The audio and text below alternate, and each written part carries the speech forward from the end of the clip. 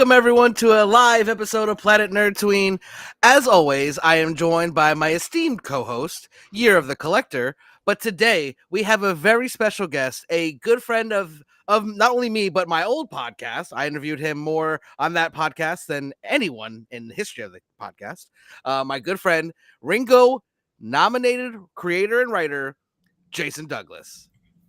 Hi, guys. Hey, welcome. So, Thank you. before we do anything else, how the hell are you, my friend? Dude, I'm here, and that is good enough. Right? You know what? I was realizing, like, before... So we, you know, people love it when you say this, like, on podcasts and on live streams and shows, but it's like, before we went on air, we were talking, and we were talking yesterday. And what I realized is what we didn't talk about, and what's really been on my mind almost all day, like, leading up to this is, you know, we were talking about how long it's been for you and I, like, the last time we did this, and it's been a while.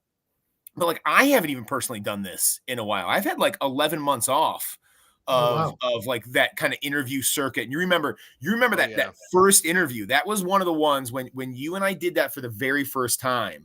That was back in the I didn't know how this worked whirlwind digital tour of my first book, where it had dropped into, like, lockdown and flopped hard. And I spent that next 18 months doing, because nobody told me this isn't what you do. I did 75 interviews, and that's what it picked up steam. That's how it sold out. That's how the publisher had to buy back all the copies from the stores that it had taken to meet the online demand. And that's where the Ringo nominations came from.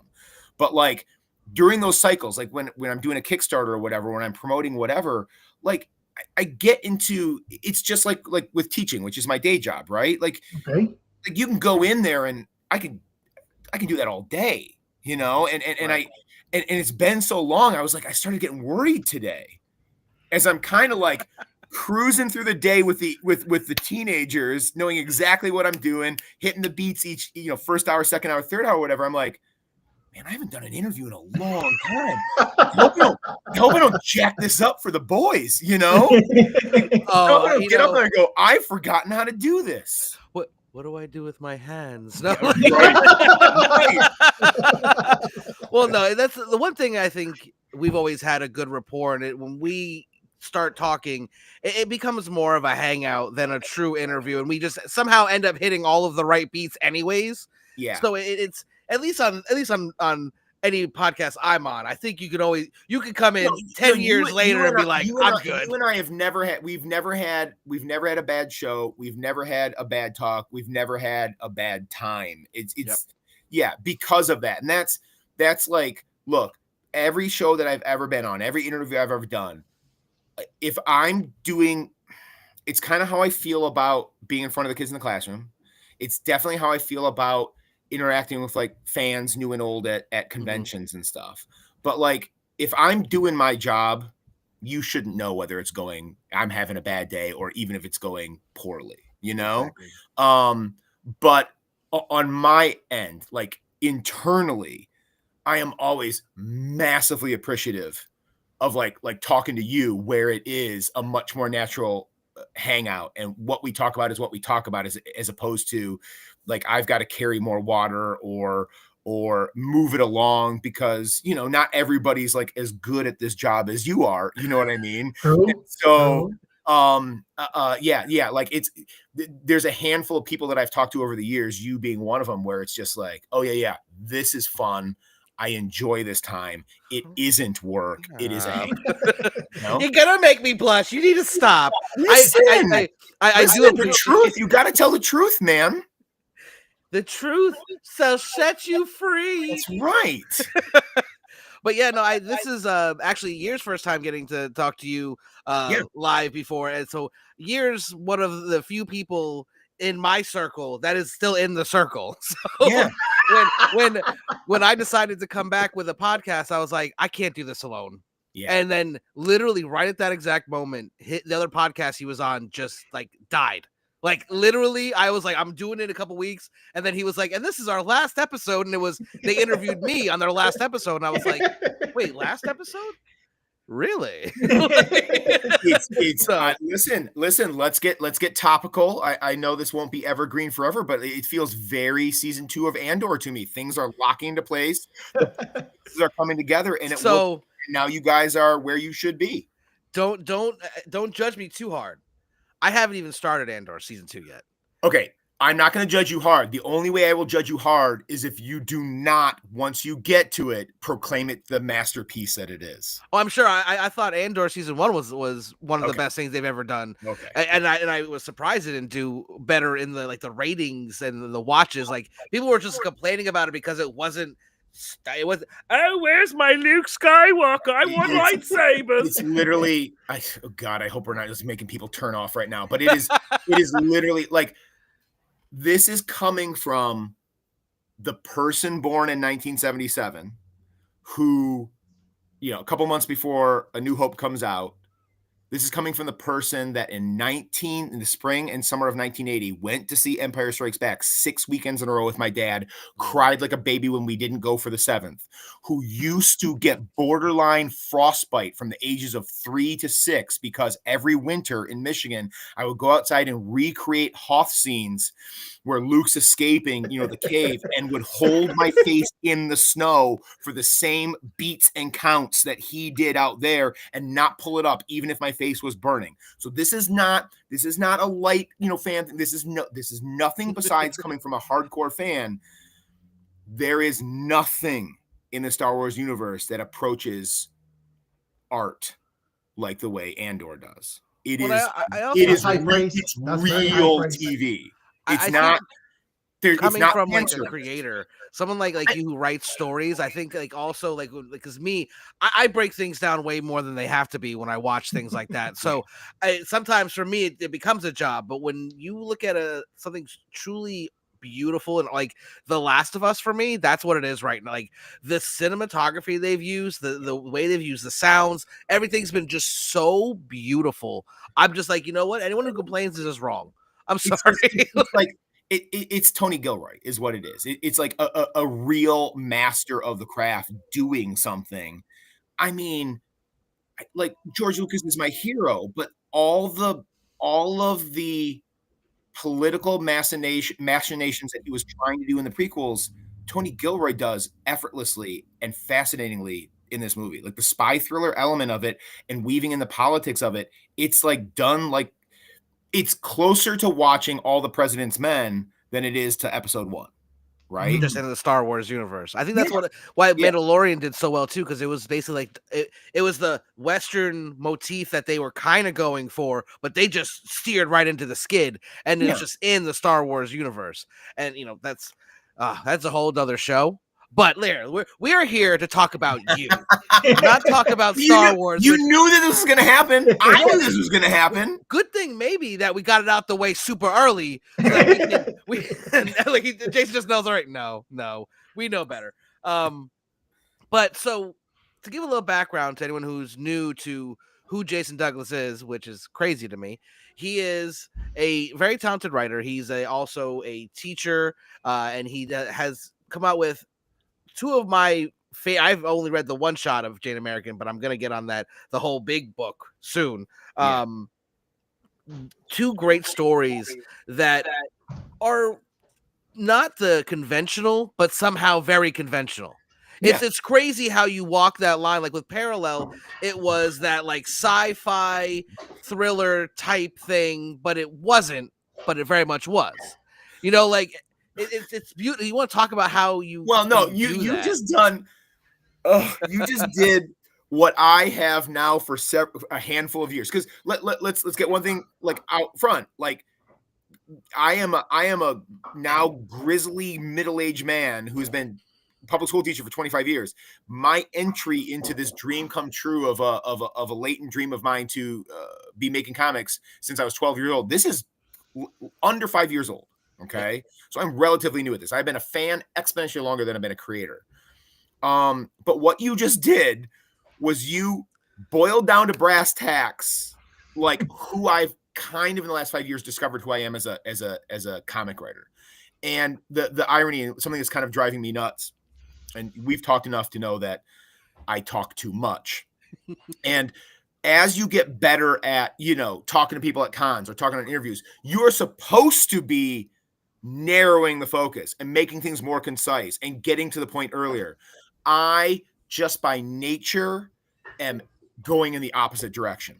So I have a whole spiel we're about to go into about what you just said in like 3 seconds. It's going to take us 5 hours.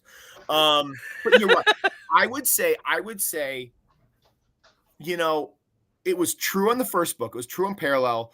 But like when it happened again for the second book, the one shot and then the expanded story in the 132-page graphic novel of Jane, like I think this is who I am as a writer, at least as a comic writer.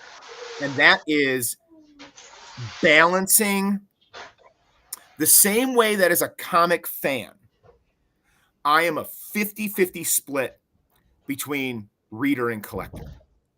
Right? This part of the basement is dedicated to all the trades and graphic novels from all my favorite writers and characters and stories that I read again and again and again. Right. And over there are all the long boxes from the run I've got to get and the cover that I need and and the key that, it's a good price. I can't say no. Okay. Right. And I try not to let them battle each other. So as a writer, I think it's the same. It's the analogy. It's the same. It's a balance between the important / universal relatable themes that I think can attract and be related to by anybody. But the comic nerd in me also wants to wrap it in a comic book trope that you're like, I know what it means when she can lift a couple tons of steel above her head. I know what that dark sci-fi. I know about parallel universes, and then at the core of it are these deeper themes. So like Parallel is a dark sci-fi twisted tale, kind of like an episode of Black Mirror, Twilight Zone. Yeah, okay. Yeah, definitely. But it begs the question of you, the reader, what price would you pay for a second chance at all the dreams you thought you left behind forever? So it's like, it is our main character Landon going through what the kids are calling the quarter life crisis. Now, it might have been a little bit of a midlife crisis, got me off my butt to pursue this dream in the first place, right? Going through my own dread about time passing. Right. But it's like time passing, dreams deferred. Did I make right choices? Is it too late? We all have our version of that, right? It is literally a universal theme. It's just a matter of when and how it manifests for you. Anxiety, depression, dread. Everybody's got their version. Landon, though, and here's the sci-fi wrapping paper that I love so much.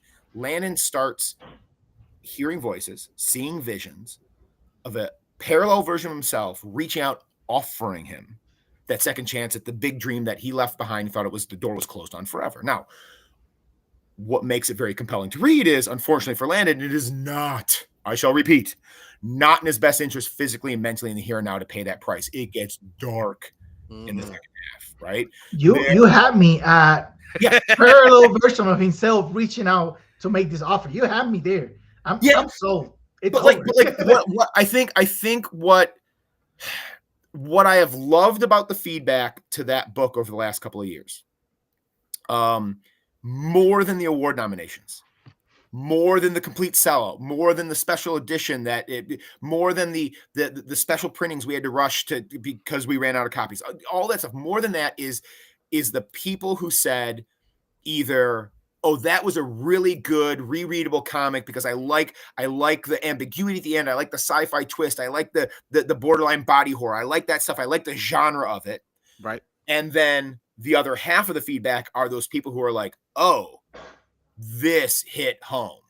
The mental health aspect, the you are not alone when you're suffering through your own crisis. This helped me. I reached out and talked to somebody because I read your book. That's better than all the award nominations on the planet. So I might make you cry here with this. What's funny about that is I wanted to write the comic that I'm working on, Herox Monsters, for a while. Yeah. But after I read that book, that's where it became real for me. When I read Parallel, I'm like, wait a minute. Hold on. Like, I'm going to give myself that second chance right now. Dude, and that's what really launched everything. So, dude, when I do, kind of your fault. When I do that's a compliment.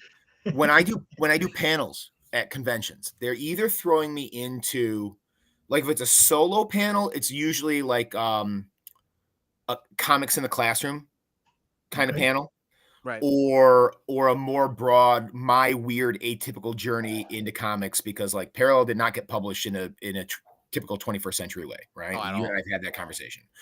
But when I'm on like a panel, usually with a couple other indie creators, it's always that gig of talking to the audience. How did we get there? How could you get there? And a lot of those questions are, what do I do? How do I do it? And it's like, it's literally that. The lesson of, I mean, there might have been, my own midlife crisis that got me off my butt, plus a couple other variables that kind of came together at the right time. But like that question of, is it too late? And you hope the answer is no. Right. And that piece of advice I always give people who ask, which is like, how do I do this? And the answer is you just do it. Yep. Because right. Because like it's just, I mean, it's a cliche, but the first step is the hardest always. But like the thing that sounds trite, which is, how do you make a comic? You make your comic. How do you start your podcast? You start your podcast. And that it sounds small. It sounds almost like you're being dismissive, but you're not, because the reality is if you make it, it now has infinite potential. There's no promise that what comes next is success or even publishing or anything. But I can't promise you what happens next. This is like my big line every time. I can't promise you what happens next, but I can promise you that if you don't do it, absolutely nothing will happen. You'll never know. You'll never find out. Yeah, like you, if you didn't take that first step, your book never exists. And that is definitive. You know what I mean? Yeah, absolutely. So like, I don't care whether, I mean, I'm flattered, but it doesn't matter where the motivation comes. The victory is not mine. The victory is yours. The victory is whatever was the catalyst for you. Now something exists in the world, and dude, it can never be taken away. It exists. Yeah. And that's awesome, because that's literally 99% farther than 100% of the dreamers out there. Yep. No, absolutely. When you have a dream, sometimes you just got to just say, you know what? I'm diving in. Whatever happens. No, I say that all the time. Like people ask me now, like, and I'm like, you realize I've published like a book and a half, right? Like, yeah. I've done basically nothing. You know this, right? They're like, yeah, but it's more than most people who dream. It just is, and that's like I mean. And I suffer from this too. I think everybody does. It's human nature to then go, well, that's nothing, or that's not enough, or to be self-effacing or whatever. But the truth is, if you make your thing and it absolutely fails harder than anything that's ever failed in the universe, you're still 99% farther than everybody else.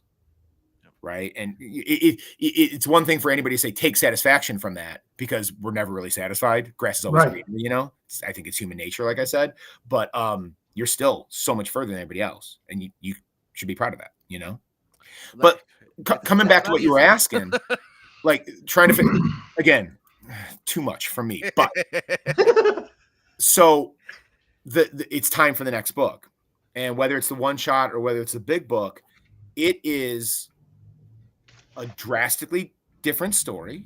Oh yeah. It's a World War II coming of age story, right? But it is the exact same structural premise as Parallel, in the fact that it has a noticeable, recognizable comic book wrapping paper around it, and certain story beats and certain tropes. But it's really about something universal that no matter who you are, no matter what you age you are, no matter what your situation in life is, you can relate to. So it's this World War II coming of age story. Takes place in historic Plymouth, Michigan, where I grew up. And so the way I would describe it is like during the war years, Jane, our protagonist, is living a life of family, of stability, of hope, until she is not. Right. War literally brings tragedy to the front doorstep, changes her in unbelievable ways that are better left hidden. Insert your metaphor here. And end of the war comes, and the reality that dad's not coming home, that society has now decided that mom no longer has a place as Rosie the Riveter. It's left Jane with this choice. She can stay safe, she can stay hidden, or she can embrace who she really is, and now, wink, wink, what she can truly do for the sake of everybody that she loves. So it's kind of this book that is, you have that ordinary person with extraordinary abilities trope wrapping paper, but it's, what is it really about? It's full of those universal relatable themes about identity, about self-worth, about self-actualization, about you being you in a world that tells you that's not okay. Right. But what makes this story so deeply personal to me in a different way than Parallel was? I mean, Parallel was me working out my own, right? Right. Okay, dealing with my own crisis. This book is named after and dedicated to my late grandmother, who went through all this 80 years ago. That's really what I wanted to get at during this interview, because one of the things that we sometimes fail to do is like sit down with our elderly and ask them about their life, how life was during whatever period they or wherever place they grew up with, right? And when we don't get those conversations out of them, we don't interview them about their life because we think we know them because we are related, we're family. We lose out so much information, so much history, right? That is hidden inside of every one of us. I remember I majored in social work in college, right? Oh, and great. one of the classes that I took was like, dealing with the senior people. And one of the assignments that I got was to go interview a senior citizen, and I ended up picking my own grandfather, right? Yeah. I learned so much about my grandfather that I did not know. Yeah. And things that were, let me give you just like a small example here, right? I had like a vague memory of watching my grandfather play like recreational softball with like friends and family and stuff like that, right? It wasn't until I was like in my 20s that I actually talked to him and did this interview that I find out my grandfather's like family, like immediate family, like his siblings and his parents had their own place in a wall in the sports history museum of my town, because they were so influential for all sports in our city. I didn't know that. Yeah. And it wasn't until I heard that I was like, what? I went down the next day to the museum of the history of sports, and I saw the picture myself. I was like, that's my grandfather and all of his siblings right there. They have like their own wall, because all of the things they did for sports as players, as coaches, whatever, you name it. And I had no idea, right? If I never had that conversation with my grandfather, I would have never found out. I think one of the great ironies of us living inside, being the heroes of our own story, right? Living inside our own heads at all times. One of the great ironies of being the main character in your story as you go through life is, unless you're like a natural empath or make an effort to seek out, we're only seeing other people through the lens of our own story at the most times. And even if you think about the art that we make, there is a protagonist and everybody else is like an ancillary character for the most part, which is kind of how we go through life and live it. And the irony, of course, is every person that we come into interaction with that is a side character or a second lead at best in our own hero's journey is a fully fleshed out, fully lived life main character in their own life. Yeah. Including the people who are closest to us, like our grandparents are literally secondary characters in our story. Right. And yet they've just by the math of it have had a much richer, longer story than we have. Right. I mean, I talk about that book being, inspired by my grandmother. My grandfather is dedicated to, because my grandfather, who I love that you brought up what you brought up, because it might be a decade ago now. I spent a summer, and he had already been, he was a World War II vet, and he had already been like interviewed by several museums and had done pretty big on camera and audio interviews about his war experience for a couple of different outlets. Okay. And I spent a summer picking his brain. He was in his early 90s. Wow. And just about the 20s and the 30s. So he's born in 24, and just the pre-war years, like growing up in the Depression, like, and seeing those effects and what was in his life and all of his sports exploits, and and all of that existed on tape, and it's now forever. And it's like you said, the insights are massive to things that I didn't know. Cause I grew up hearing all the stories. Right. This is the 100 stories that I hadn't heard. And it just fleshed out in an amazing way. And so it naturally, I think that experience that we had, where I was over there a couple times a week for an entire summer, and I put him on camera and we just talked, and then we go like watch a baseball game or something.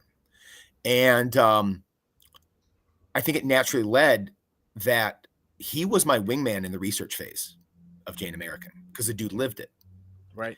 And he got first look at everything. And it's very freshly dedicated to him, because last year at the age of 99, when that dude realized he wasn't going to see 100, and boy, was he not happy with that. That guy wanted that round number so bad. He made me promise that the book that contains the name and likeness of his high school sweetheart, my grandmother, would see print. So this is personal in a different way to me, right? This is me fulfilling a promise to generations that came before me. And let me say, I don't want to cut you off, right? But I have to say this.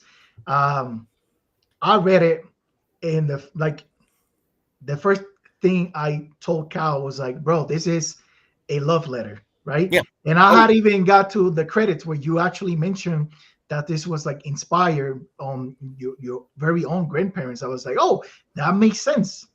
That makes sense. It like the whole story, the environment, like the time period, like the historical accuracy of it doesn't feel like a cliche, doesn't feel like a trope, doesn't feel like it was basically taken or inspired from a documentary from, I don't know, the History Channel. It felt like a personal story, like a story that maybe my grandfather would have told me, right? Yeah. And that comes across through the art, through the writing, to the characterization, like the subtlety of basically throwing hints out there on how the things were in that era, like the rationing of food, the lack of employment, the war efforts, like all of that is there. I can read into it, but it's not like all in your face. And I I'm not trying to make you blush. I'm generally, I generally read all these things into there, and it felt so like such a warm story, like very personal. And props to you and the entire creative team, because this is, I can see why people why sold out, why you have to get a second version, why people come up to you and ask you how to do it, because it's easy. I can see why easily it touches people, so people can relate to it. Well, I got to show you. I got to show you how I kicked up the history nerdom a level in the graphic novel. So in the back, so we've got a wraparound soft cover, we got our wraparound hardcover, right?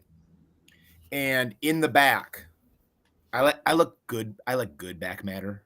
I like that back matter that like you're getting your dime's worth. The succulent back matter. So I did one of my a top 5 X-Men story for me is Magneto Testament. Greg Pak wrote it, and it's I love it for several reasons. And there is a lot of Magneto Testament in Jane American. Similar era, right? Okay, it's a pre-World War II story for the most part. In a World War II story, there's that.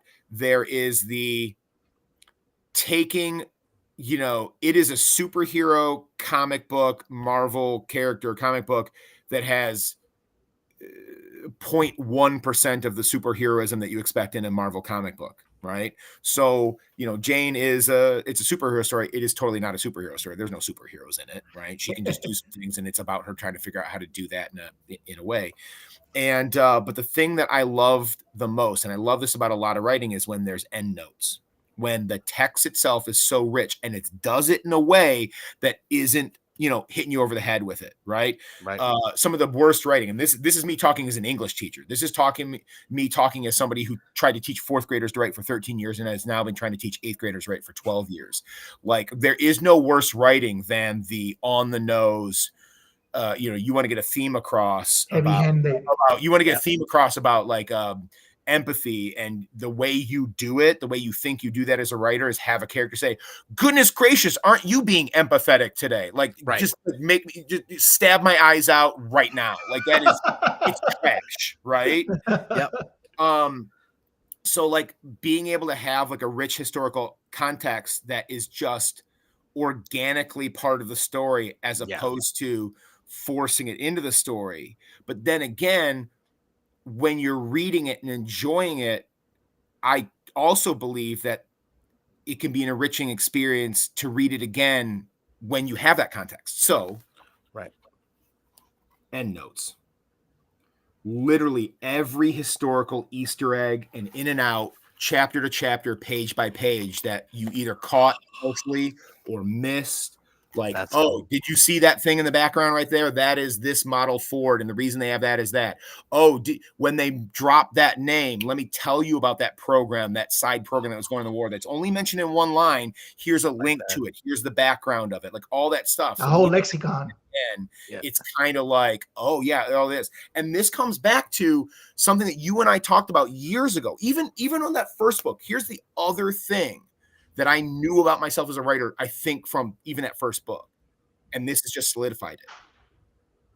I, as a reader and as a writer, am going to try to live by this. If I'm going to ask you as a reader to suspend your disbelief about anything in my book, parallel worlds reaching out, offering you a chance, a teenager who can lift a couple tons of steel above her head, right? If I'm going to ask you to go, no, that's not real, but I'm going to buy in. My desire is to have you bump up against nothing else. So like in parallel, when they're in the back of that ambulance, I made sure I'm talking to my doctor cousin. Exactly what are the words, right? There is a reason why most doctors and medical professionals hate medical shows. There's a reason why I never watch. I understand that, because I'm in the military and I hate watching military movies all the time. I can't watch him. I be stopping the movies to explain my wife why what we see on camera is wrong. I would never do that. Look, they make the movie, they write the book that isn't even close, and that's just don't even put that in front of me. But like, for people who know the world, it doesn't matter if 99% of it is spot on. You hit that one thing and you're done. Yeah. Right. So for this one, my grandfather was an invaluable resource. The amount of research I did online I'm a history nerd anyway, so it was painless. I'm just making sure you get into the Johnson kitchen in that book and you see that icebox. I challenge you to look it up online. I mean, that icebox is from like 1932.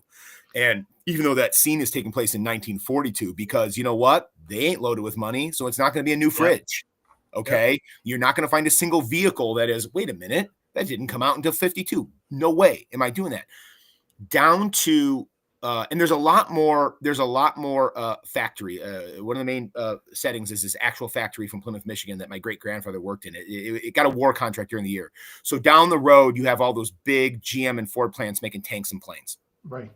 In the surrounding Detroit suburbs, Plymouth being included, all those smaller factories, this place is called Wall Wire. I mean, they were a wire factory. They started making subsidiary parts, or in this case, Marsden mats, which are those, they're the long metal sheets that get kind of the holes punched in that made the temporary runways in the Pacific and Europe. Okay. So you didn't have to capture an airstrip. You could make your own. And that's in the book too. That's yeah. insane. And there's a lot more factory in there. And every factory scene you see, nothing is from Annie's imagination. As talented of an artist as Annie is and has become, all that stuff is sourced from real place. My grandfather got us a tour of Wall Wire the week before they tore it down. Wow. And because they were tearing it down, they had stripped it back down to its like original fittings. So when I went in there and took the video and took the pictures and took my notes, it was as if it were the 1940s again, you know? And so like there's this one of my favorite little tiny details, and only the most pedantic nerd will appreciate this, but like there's a scene in the graphic novel, so well past the point where it cuts off with the cliffhanger and the one shot.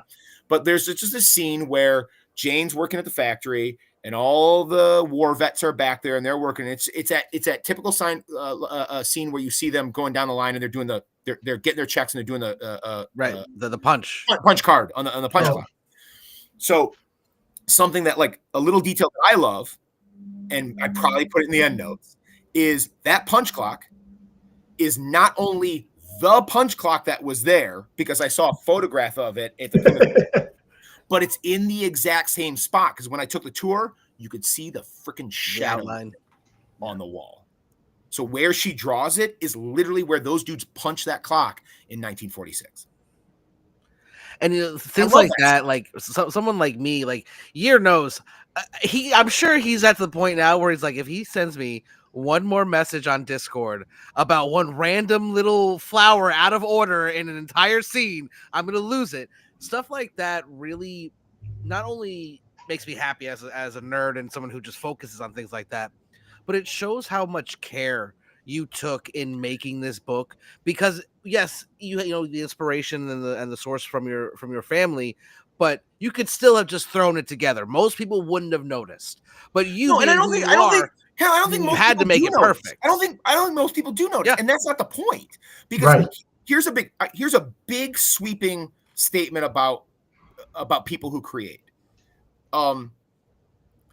With any creative endeavor, you know, there's always a percentage of people who are doing it for whatever reasons they are, and you can call them valid reasons, you call them whatever. But people make art or people create for their own reasons, and if it's for fame and fortune, well, more power to you. But like, I think most people who are willing to put the blood, sweat, and tears into a creative thing, especially let's talk about indie comics, where your margins are pennies at best. If you're going to put the time, when you get into the black, if you get into the black, it's pennies at best. Look, whatever level of enjoyment you get out of something that I create, fantastic, whatever level it is. But what you got to understand is the people who make it most likely are also doing it for themselves, right?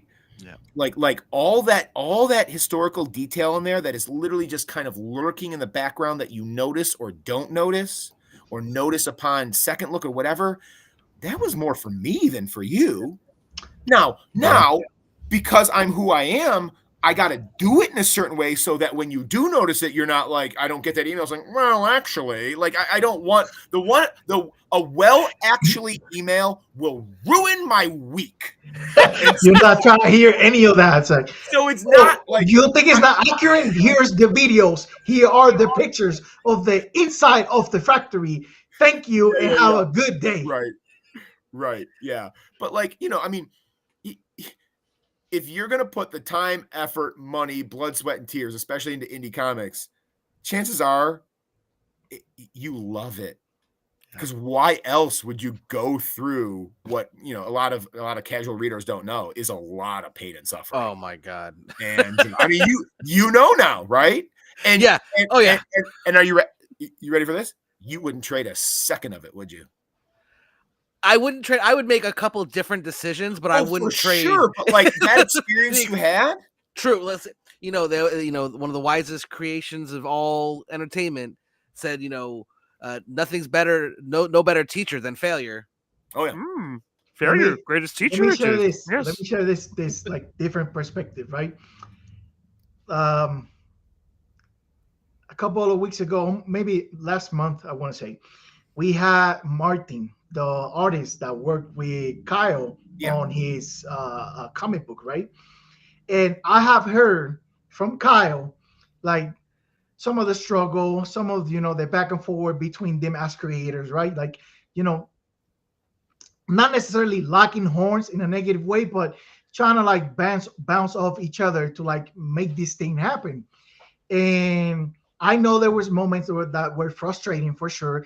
I know there were moments where like they just kept going back and forward, and progress was not being made until they both felt that the product was satisfactory for both of them, right? Mm-hmm. And then having them together in the podcast and me interviewing them and just seeing them, that joy of like, not necessarily, I don't want to call it trauma bonding, but that's what it was. But their joy and their respect and the love that they develop for each other going through that struggle, right? Like it was palpable to me, and I had nothing to do in that process, but I could feel it, I could sense it, that they felt like they went through the ringer and they came out on the other side, and they're happy and proud with what they created. It was such a beautiful moment for me to appreciate them being so I don't know funny about the whole thing, about the whole process. About there's nothing like it. There's nothing like it. It is like between the one shot and the 130-page graphic novel, Dave Lentz, letterer and art director, Annie Wright, artist, and me as the writer and kind of showrunner, I guess, because like I own this. Like I'm project manager, project director. Yeah.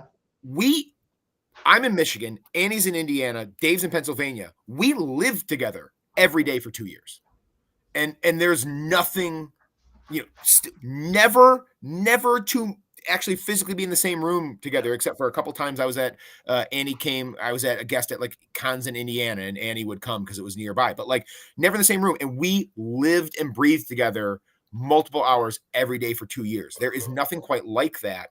And because it's indie comics, there isn't corporate infrastructure standing between you and everything else. It's no facilitators. There's no little family, this little family you create making the thing until it's made. Yeah. See, that's one thing that people don't understand about making comics. Like, let me give you a prime example. You're gonna understand this, even if it's not the same thing. You have Peach Momoko, for example, writing and doing art for Marvel right now, right? Yeah. And they have this guy. His name is Zach Davison. He gets credit as writer and letterer for some of her books, because Peach Momoko, the way she will write dialogue, it will be in Japanese, right? Mm-hmm. And Davison has to not only translate the dialogue, but contextualize it to the English language, because, and I saw him explain this in an interview, the Japanese language is like informed dialogue. Like people don't structure their sentences, don't talk to each other the same way people talk each other to, like maybe in English or Spanish, right? Like they don't describe things in the same way, they don't reference things in the same way. So a lot of it was being lost in translation. So he had to, like, he was basically hired by Marvel to deconflict the storytelling, to deconflict whatever the editors will see on their side, and scratch their head because the dialogue didn't make sense. So he is literally that bridge in that language barrier between it's two different jobs. It's a translation job and a translation job. Yeah. So now he's like always paired up with Momoko for her books. Like they're now a team. Whenever Marvel hires her, they bring him in. Like you gotta hire him too, right? Like, world. You don't have like a conflict manager. You don't have somebody that will reprove something before it gets back to you, or you don't have somebody that will be that buffer between the letter and the writer, or between the writer and the artist, or between the penciler and the inker, or the penciler and the colorist. Like, you guys have to like face each other and confront each other on that process, right? Like, Kyle, do you remember this? Do you remember the story I told you like a million years ago about? So like. About how you messed up Lentz when he was doing the lettering because you asked him why. Before that. That's one of my favorite stories of all time, by the way. I'm talking about on Parallel. Well, okay, so Lentz wasn't on Parallel. No, that was Justin Birch, but I messed him up. No, I'm talking about before that. I'm talking about my almost derailing the whole thing before it actually even officially began. So my writing experience before comics was I was doing a lot of playwriting, and I was doing that because I was running a drama club at the elementary school, and then at the middle school level, we didn't have a budget, and I was like, how hard could it be to write a play? So irrational confidence, and I just started writing plays, and I got better at it. A couple got published. It's nice, whatever, but it's a very different type of writing, okay? Yeah. And one of the things about play publishing in North America is there's like these 4 100 to 175-year-old companies that put out all those plays that schools put on, that local theaters put on. It's like, imagine that big catalog that arrives in the mailbox and you're trying to buy a play for it to put on for your local theater, whatever. Okay. And Hewer, which is one of the older ones, bought this one play that I had written for middle schoolers. But the way it works is, and the reason why they publish so few a year, they only grab a small little sliver handful. And the reason is there's no editor. Either it is, they deem it word for word perfect and it becomes something in their stable, or they just say no.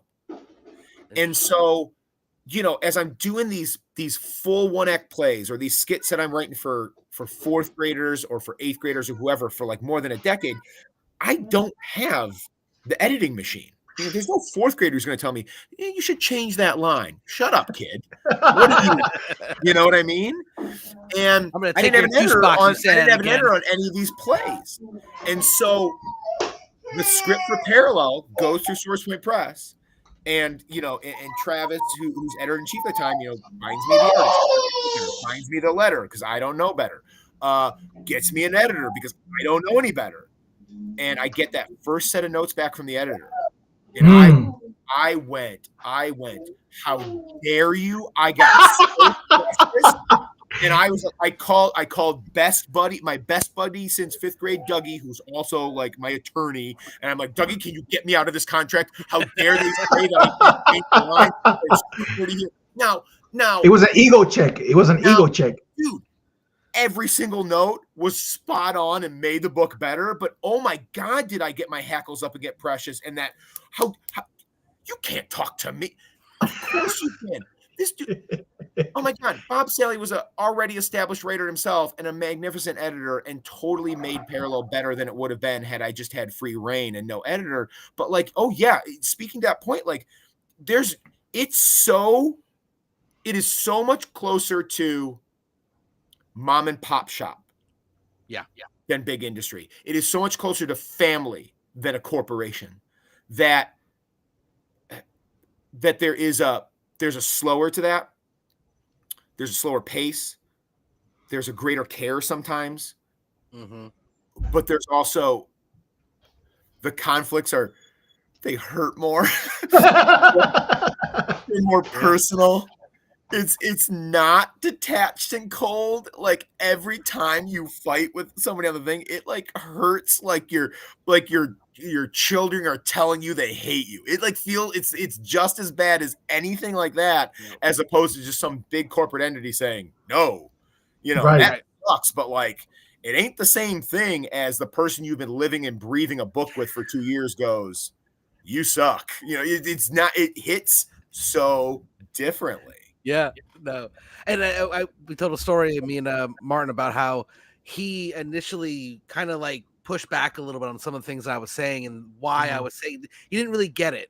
And then when he saw the book in his hands and he saw how each page flowed into the next and how those 2 pages that we had such disagreement on about it was smoke rising. I'm like, it has to be a specific way so it can work on both pages. He was like, it's fine. I'm like, no. it's not. Like, we need to make it work. He looked at me and goes, "You were right. Absolutely. Okay. Okay." Yeah. Like, he's like, we kind of realize now, if we make any type of criticism or anything like that, like, listen, I'm going to tell you straight exactly what I think, because I want it to be the best. It's not me attacking your art. It's me saying we can do this better. Yeah. And he's now to that point where he's like, because we're actually having difficulty with this one specific page, because he's more used to doing like action poses, and I've got him drawing this son of a bitch in a freaking desk looking at his phone, and he's like, these are a little bit more difficult for me. I'm like, dude, take your time. That's why I'm not with a publisher, because they would say hurry the shit up, and I'm gonna say, we'll do it when it gets done. It has to look right. And when you get that, you talk about family, like it's a really strange and really like loving family out of nowhere that start out as complete strangers and work together to create something special. And you're looking at each other like, 5 years ago, we would never, we don't know each other at all. Yeah. And now I can't imagine going a couple days. Like, if he doesn't send me even a message in a couple days, I'm like, hey, are you still alive? Like, I don't check in on my family, you know, like they check in on me, kind of thing. Like, see, are you still alive? You know, but I'm reaching out like, hey, are you all right? I haven't heard from you for a couple days. Yeah, this one panel's pissing me off, and I don't want to talk to you about it. All right, fair enough. I'll leave you alone. I'll leave you alone. But yeah, no, when you indie comics, and I say this all the time, it's most of the time they're that much better, not only because of the family creating it, it's because when we create an indie comic, if that indie comic isn't amazing, there will not be a second. There will not be the next chance to make a different book or something like that. So we put literally our heart and soul into these books to try to make sure that we can keep going. Because this dream, like you said, if you want to get rich and famous, you're in the wrong profession, my friend. But if you want to tell stories, do it. There's right, and if it's one of the things about, like, I've always said this, and then something new that I want to talk about today too. Like, there's a different structure and a different meaning behind supporting independent creators, because, you know, the disadvantage is there isn't 80 to 90 years of corporate infrastructure behind you, supporting you and propping up something that is mid, is good, is bad, is whatever. Okay. Right. The advantage comes, and you've heard me say this before, indie comics are the most malleable form of comics, because there is no 80, 90 years of editorial mandate either telling you what kind of story, much less what you can do with a character or what type of story you can tell. So advantages, disadvantages. But like we said, because the margins are so small when they exist at all, because the reach, even though it is now technically easier to get a comic in the world than it's ever been before because of 21st century technology. I wouldn't say easier. I would say there's more access to it. Okay, good. Yes. Right. Process. Okay. Yeah, I'm not talking about process. I'm talking about the fact that once you do the work, it is easier to make it a public, to put it out there. Thing. But then, of course, because there's always the other side of the coin, is culture is so fractured into these tiny niches. Just because it's public doesn't mean more than, say, 3 people will ever see it, much less appreciate it. So there's always gives and takes. And the thing about indie comics is every dollar you spend on one, it's like it goes so much further. Mm-hmm. It's literally you're supporting the creator, right? I mean, you are, in a lot of cases, you are literally putting like clothes on backs and food on tables. You are keeping that mom and pop shop open. You are keeping a single creator's dream alive by supporting it in a way that it doesn't exactly translate that way when it's a giant industrial complex. It does not. Like, if you support, and I'm not gonna derail this whole conversation into, you know, how the industry works, but for those watching that don't understand what we're talking about here, if you buy a DC comic book, the people that work on that book are gonna get pennies, maybe from you purchasing that one single issue, that collected edition, versus if you buy a comic book, or a collected edition from an indie creator, the difference is just colossal. Like, you cannot compare how much of your money is going straight to that creator on the indie scene versus, in the big two. Yeah, you're not contributing to royalties or a paycheck when you support an indie artist. You are helping them pay their bills. Yep. And that's different. I'm not saying one is better or one is worse, but it is different. Right. And then there's something like right now, Ringo voting is open. Yeah. Like, Ringo Awards are kind of like, God, the best way to describe them for people who don't know. So if you know movies, you understand the difference between the Oscars and the Golden Globes. Right. They are both huge. They are both a massive honor, but one is a tier above the other, right? Mm-hmm. And the Ringos are kind of like the Golden Globes to the Eisner's Oscars. Okay. Yeah. But the process is different. There's a lot more opportunity for recognition for smaller books. Mm-hmm. Okay. And one of the ways to support like an indie artist is by going and voting for the Ringos, because there's a certain amount of fan influence on the voting. And so like for like a book like Jane, which we're kind of eligible in 9 categories right now, and I think I like sent you those categories, Kyle. Yep. It's like you go there and you follow their instructions and make sure you prove by typing your email twice that you're not a robot, because they're trying to do that. And then you prove that you're not a dumb by following their format and putting like the creator's name, a hyphen, and then the book title. Oh man, I can't tell you how many votes are lost because they're like, hyphen, I'm not following those rules, or whatever it is, or making sure you confirm the email when they send you the email at the end after you finish voting. It's very tricky because it's like, thanks for voting. And then if you don't press that next button, it doesn't actually count. Doesn't go through. But like, it's one of those things. It's one of those things that you don't even have to spend $1. But like, you go and vote for like me for best writer, or Annie for best artist, or Dave for best letter, or the book for best graphic novel. And like, just that vote is something that people who are gatekeepers of what we get to see and don't get to see that there is support for smaller books that might mean something to you, or even just the voice of like, you haven't read my book, and yet your voice is going to count just in support of smaller books by going and voting in these 9 categories. And like, it puts something out there, and whether it benefits me directly, or there's actually an effect where just because maybe some recognition comes, it's a brighter spotlight on all those people bleeding and sweating and living that indie comic production lifestyle, which is kind of cool. I really support it as an opportunity, because it gets it in front of a jury of your peers, and they get to like, then the book lives and breathes on its own merits, Right. And it's like a really easy thing to do, whether you've read that book or not, to just kind of like throw support behind a type of writing and a type of creation that I think we all appreciate and we all love. This isn't like back in the day where you had to like pay to vote for things.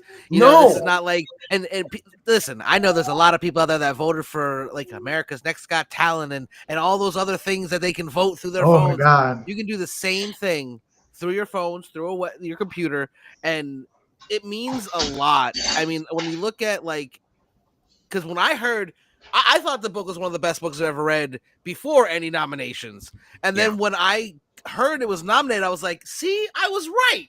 I knew it wasn't just me. Like, it gives a lot of almost like praise to the fans for liking it so much. And Jane American, I mean, I'm mad at myself that I don't have the big book yet.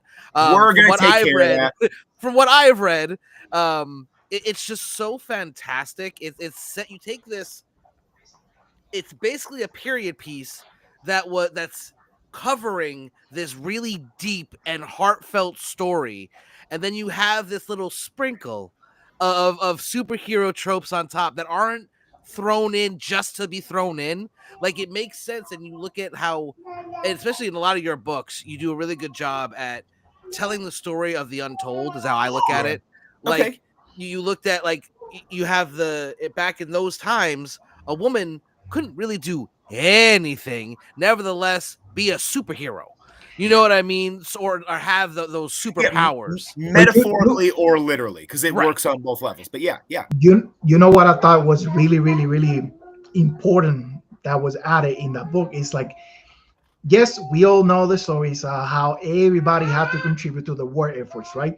But when the war was over, you rarely see any footage or any coverage on what happened after, and being in your story, the aftermath, like women getting fired, women being sent back home, women not being either allowed on those working spaces because the men were back, or like in the wire factory, for example, he gave priority to veterans, to hire veterans over the woman that he had already in there. So we typically don't see that. Yes, we know how like women contributed, how women were working, these factories, doing all this. I like, it's a testament to the human spirit, right? What we accomplish, not just in the front lines, but in back home and during the contributions to the war efforts, right? Every penny matter, every piece of metal, everything. People was like recycling cans to help soldiers. People were like forfeiting their comic books so soldiers could have comics, in the front lines, right? But what happened after? Like all these women that gave their sweat, their tears, their life, that lost their husbands to the war, what happened to them? They got pushed out. Yeah. And we don't talk about that. We got to get history nerdy one more time. And like all my history nerds out there know that everything is interconnected, right? There is no isolated historical story. There is nothing happens in a vacuum. You go back a decade before, and the root of the thing that you're studying in school actually gestated a decade or 2 decades or a century before. And like your history well enough that the civil rights movement in America in the 50s and the 60s for African Americans, and like the equal work and equal pay movements of like the 70s into the 80s for women, both they find their gestation in World War II and the direct aftermath, because you have these two massive groups of Americans who literally hold the country together when a massive workforce gets shipped overseas, and get that taste of exponentially increased equality through necessity, right? Society wasn't asking for that. Society wasn't ready for that. It was a necessity. Right. The Great Migration North and populating the factories with African Americans, and then the women stepping in the workforce as well. And those two things happening out of necessity, they got a taste. And then, society after the war said, well, yeah, okay, fine. Thank you, I guess. But back to where you belong, back to where you were before. And that is the seed that creates the Montgomery bus boycott 15 years or 10 years later.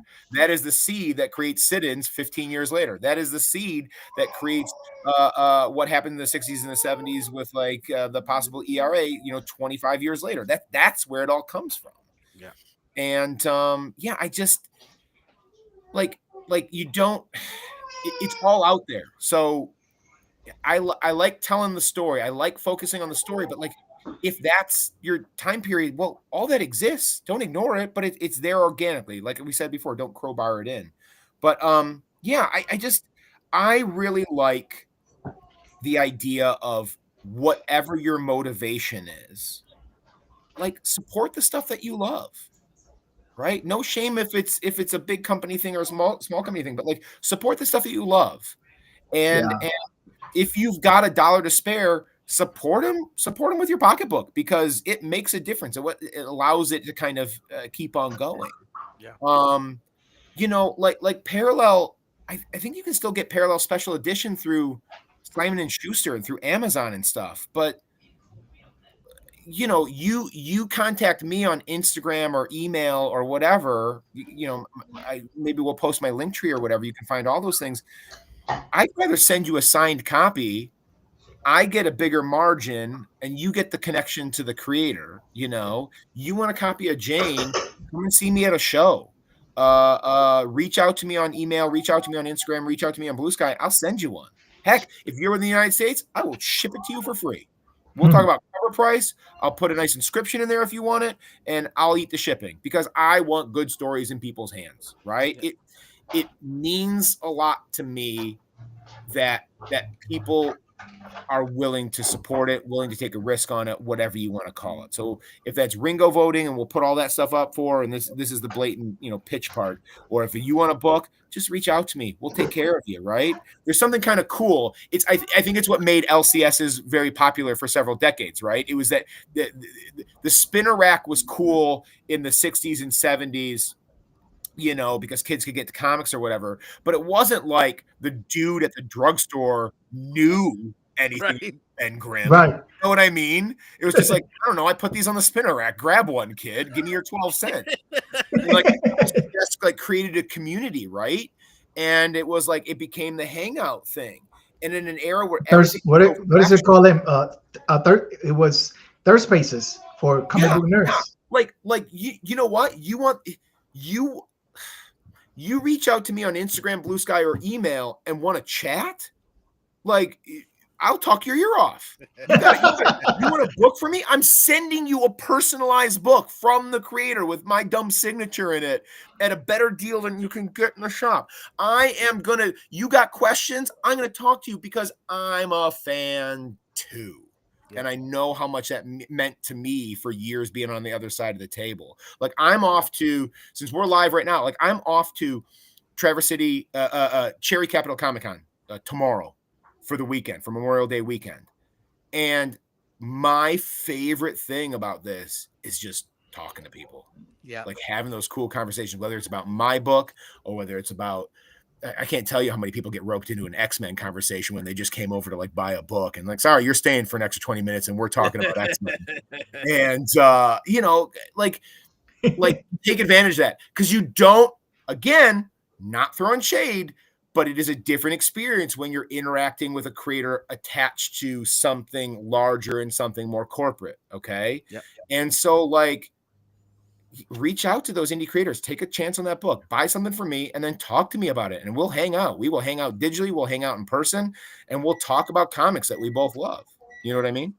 No, absolutely. And like with my book, I've told everyone, like, if you buy a copy from me, just let me know your email and I will send you a PDF. Yeah. So you don't have to damage the what I hope to one day be a collector's item. Right. I want you to read it.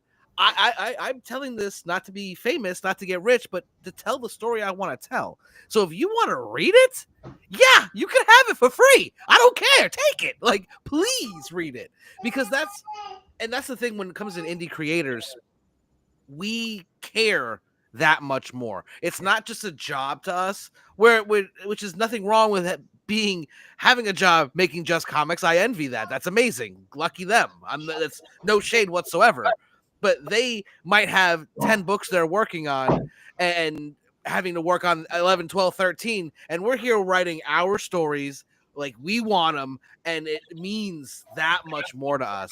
And it's personal. You have stake on it. You have a lot of stock on it. Yeah. And of course, you wrote the thing. You created the thing. You want to share it with the world. You want to tell people about it. You want to hear what people have to say, whether it's good or bad, right? Like it doesn't matter. They read it. They supported it. Let me hear it, right? Did you like it? What you think? Like it's I don't know. It's like a more intimate relationship when you support an indie creator rather than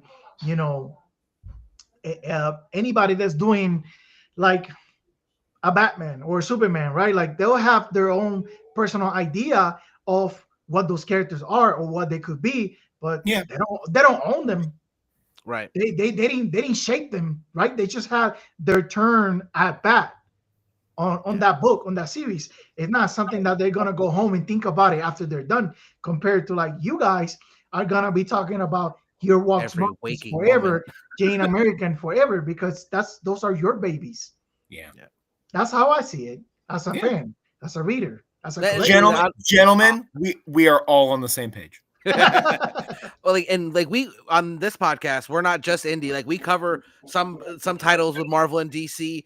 So it's like we love, and we talked about this many times, Jason. I don't understand why anyone would limit themselves to Marvel or DC or indies. That's content you're robbing yourself of. Yeah. If it's a good book, I like it. Like Absolute Flash, I'm reading that. Ultimate Wolverine, I'm reading that. And then any indie book I can get my hands on, basically. Exquisite Corpses, yes, which I have an exclusive with as well. Plug it in. I want to say I have a total of, I think, 5 exclusives. There's one Good Boy, so that's Gunn and Dr. Christie. Yeah. Then it's Dracula, World Tree, Exquisite Corpses, all Tynion, and then Jane American. So I don't know about you, but I think that's pretty awesome little group of people there. I don't back projects unless I absolutely believe in them. And I know because when we did this is the Jane American exclusive that we did. Yeah.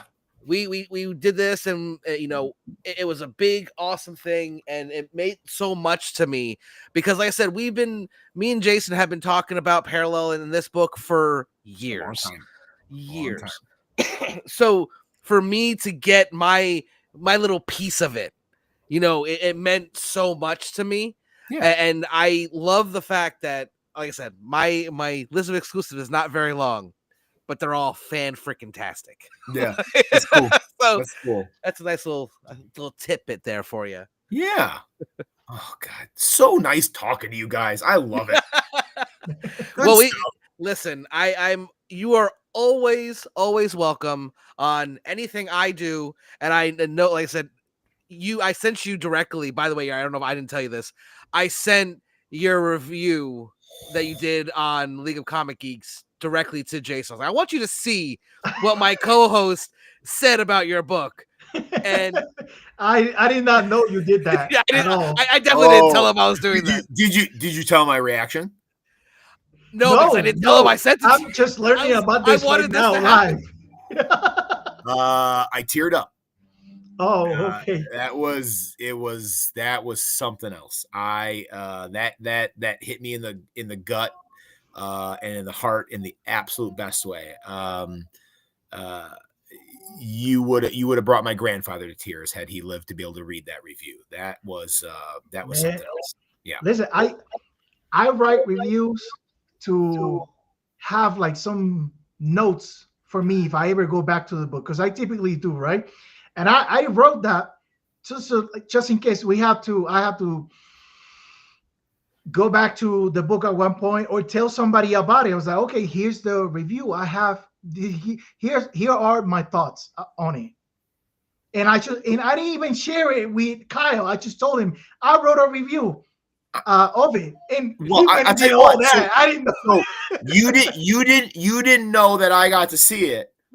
I didn't know that you've only read the first 32 pages.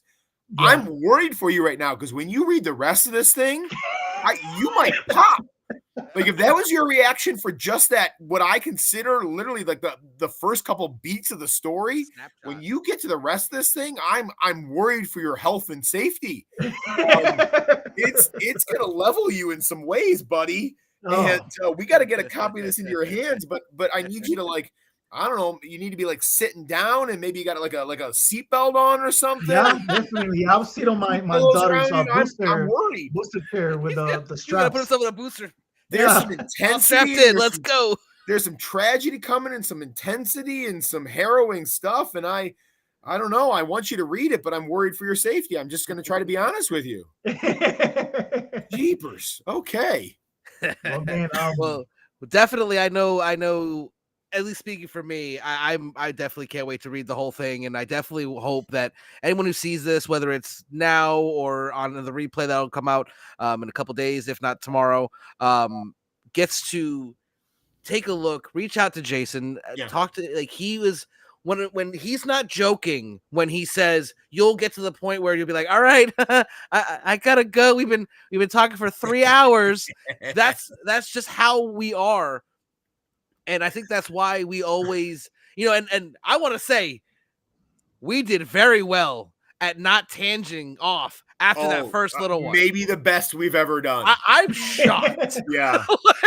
This could. What are we? I'm looking at this is an hour 15 right now. This could very easily. We could be at this point, and we're talking about 3.5 hours. That is something that has had the potential to happen in the past. Listen, I didn't know what to expect, because when we have a guest, Kyle will tell me, hey, have some questions, or I want you to ask the guest this specific question. And he didn't even give me a list or ask me to write anything down. I was like, how is this going to go? Yeah, when it comes to me and Jason, like the first one we super scripted. Like I was like, here are all the questions ahead of time, so you know what you're gonna ask. Yeah. And then like we realized about halfway through that we weren't even looking at the questions. Nope. We were just talking, and they were rolling into each other just organically. From that day on, we're like, no, we're not. We don't plan it. We just go. So for my people who are like, this is driving them nuts, and it's too whatever. Like we'll put up like in the rewatch, you'll put up the links, right? Link tree, stuff like that, so you guys can reach out to me, and I'll get a book in your hands, and I'll personalize it or sign it or whatever you want. It's direct, it's cool. Go give me a follow, give me a chat, come and see me at a show. You find me on Instagram. I got my list of all the rest of the shows that I'm doing the conventions for the rest of the year. Let's go read some good comics together, and then go vote. Go vote in the Ringos. Yeah. Like, we'll put that stuff up too. Like, it makes a difference. Like, you don't have to spend a penny, and you can make a difference in indie comics by throwing some votes out. It will go a long way. Yeah. So I'm gonna add a whole bunch of the graphics and post step by step, just so if you're watching it live, check back for the steps if you didn't catch it just as we explained it. But yeah, this is any type of nomination is huge, but Ringo is special. Like, it's one of those things where, like, even I think the non-super in-depth comic fans kind of go, Ringo nomination, what's that? Yeah. You know what I mean? And that gives even the most novel and most like cavalier fan the ability, like, if they see something was nominated, okay, I'm going to give it a shot just because it was nominated. Yeah, and then they look at it and they fall in love with it. They're like, oh, I see. Like I said, with Parallel, I fell in love with Parallel the second I read it. And then I heard the nomination. I was like, see, I knew I wasn't crazy. This book is awesome. Also, you got to remember the Eisner Awards. Fans don't get to vote on that. It's critics, and specific critics at that, right? So they typically... You'll find some disconnect between a nominated whatever on the Eisner Awards and where the polls is in the fandom, right? Yep. And I'm gonna, like, prime example of this is the Wonder Woman series by Tom King got nominated, right?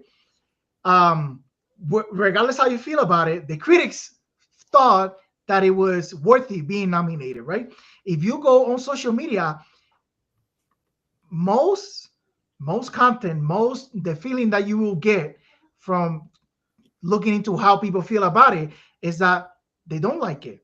In fact, they hate it, right? Because it's the fans talking.